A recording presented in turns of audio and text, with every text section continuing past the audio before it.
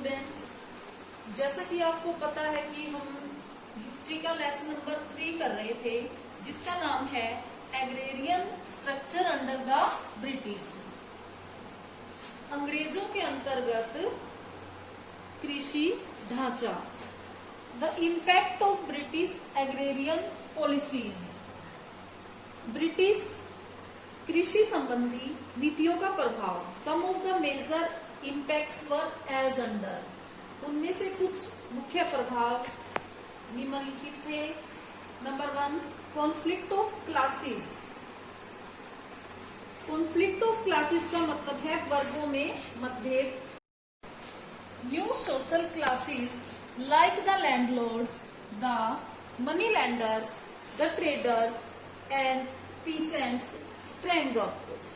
They often came into conflicts for their personal benefits. किसानों से tax वसूल करके अंग्रेजों को जमींदार देते थे, अर्थात वो अंग्रेजों और किसानों के बीच में बिचौलिए थे। और जो जमींदार है वो किसानों से ज्यादा टैक्स वसूल करने की कोशिश करता था, क्योंकि इससे उसका प्रॉफिट का परसेंटेज बढ़ जाता था और किसान उस टैक्स को पे करने में असमर्थ होते थे। इसलिए वो मनी लैंडर्स के पास जाते थे और जो वहां से ऊंची दरों पर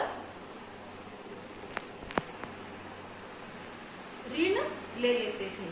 तो इस तरह से समाज में ये नई क्लासेस आई, landlords, money lenders, traders and peasants. Second है इम्पॉवरिशमेंट ऑफ द पीसेंट्री, किसानों की दरिद्रता। After the decline of cottage industry due to import of British manufactured goods, more and more people turn to agriculture, so pressure on land increased and size of land holdings was reduced. England से फैक्ट्रियों में जो बना हुआ माल था वो भारत आने लगा और उसके सामने हमारा हाथ से बना हुआ माल टिक नहीं पाता था। इसलिए हमारे कुटीर उद्योग हैं वो नष्ट हो गए और जो हमारे कारीगर हैं उनको अपना काम छोड़कर खेती की तरफ मुड़ना पड़ा। इसका परिणाम क्या हुआ? जो कृषि की जमीन है उस पर बोझ बढ़ गया और जो जोतने वाली जमीन है वो कम हो गई और उसको यूज करने वाले ज्यादा हो गए। इसका परिणाम क्या हुआ? किसानों की दुर्दशा बढ़ती गई। अगर खेत कम है तो वो टैक्स पे करने के लिए किसान किसके पास जाएंगे? महाजन के पास। वहां से उनको ऊंची दरों पर ऋण मिलेगा और उनकी स्थिति और बिगड़ती जाएगी। Number 3, disintegration of village communities, ग्रामीण समुदायों का बिखराव। The peasants were forced to leave their land holdings and go to other places in case of non payment of revenues. This resulted in the breakdown of the traditional village communities. राजस्व का भुगतान न करने की स्थिति में किसान मजबूरी में अपनी जमीनें छोड़कर दूसरे स्थानों पर चले गए। इसके परिणाम स्वरूप परंपरागत ग्रामीण समुदाय टूटकर बिखर गए। The village artisans to transformed from skilled workers to wage laborers.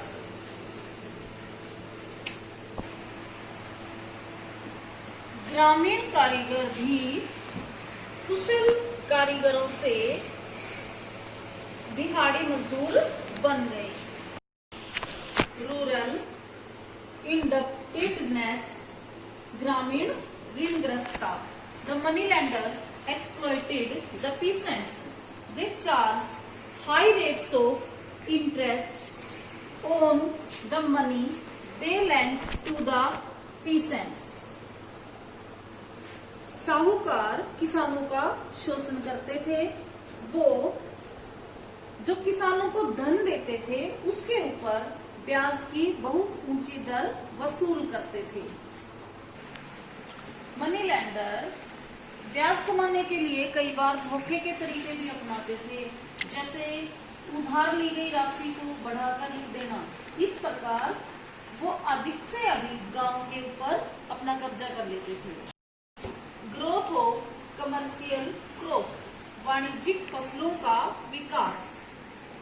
Commercial crops का मतलब है ऐसी फसलें जिनको मुनाफे के लिए बाजार में बेचा जा सके।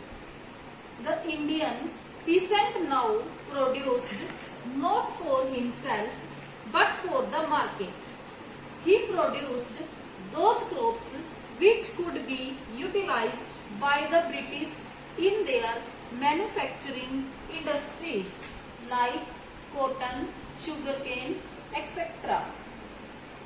भारतीय किसान अब अपने लिए नहीं बल्कि बाजार के लिए उत्पादन करता था। वह उन फसलों को उगाता था जिनका प्रयोग ब्रिटिश अपने उद्योगों में कर सके, जैसे कपास और गन्ने की फसल। बच्चों, लेसन आज के लिए इतना ही पढ़ते हैं। अब हम कुछ वर्ड मीनिंग्स करेंगे।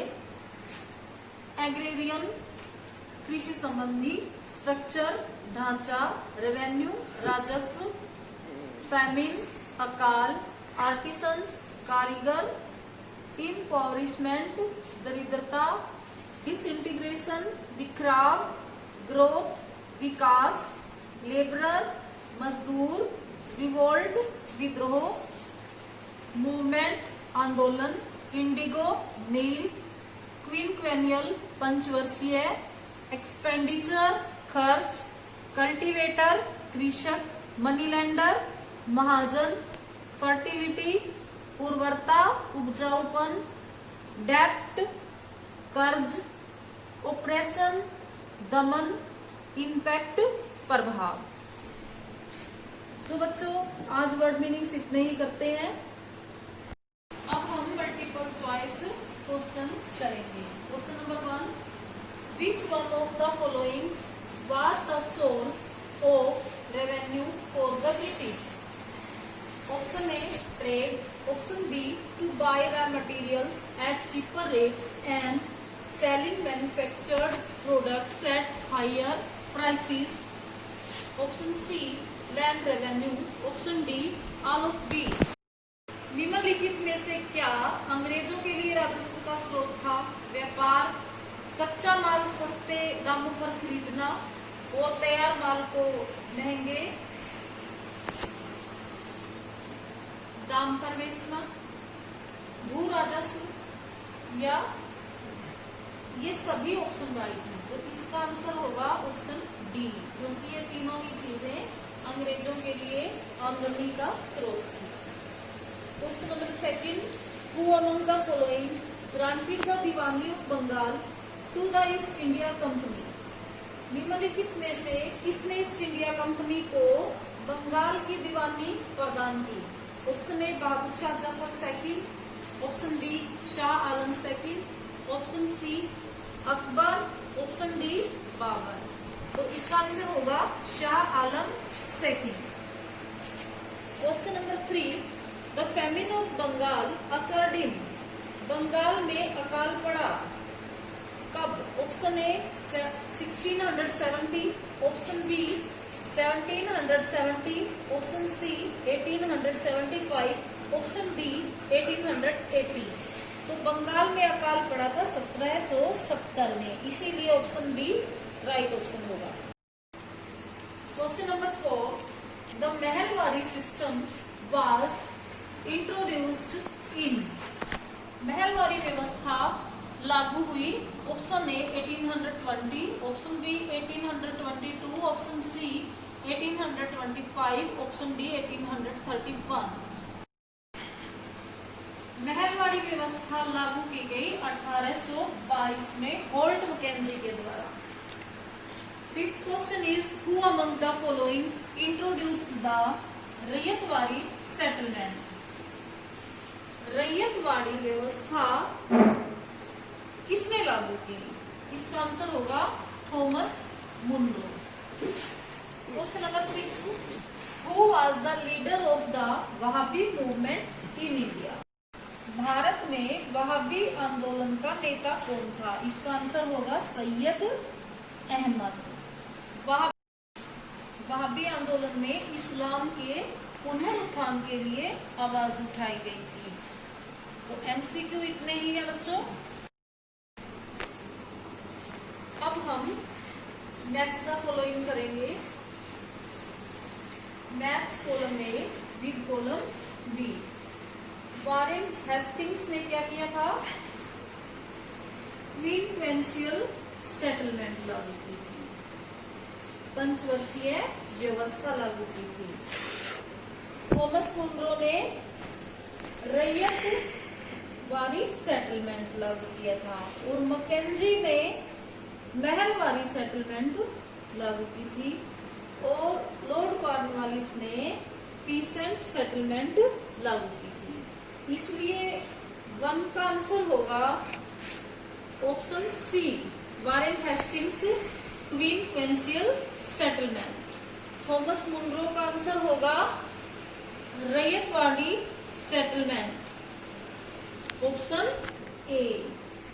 और थर्ड मैकेंजी का आंसर होगा महलवारी सेटलमेंट, ऑप्शन डी।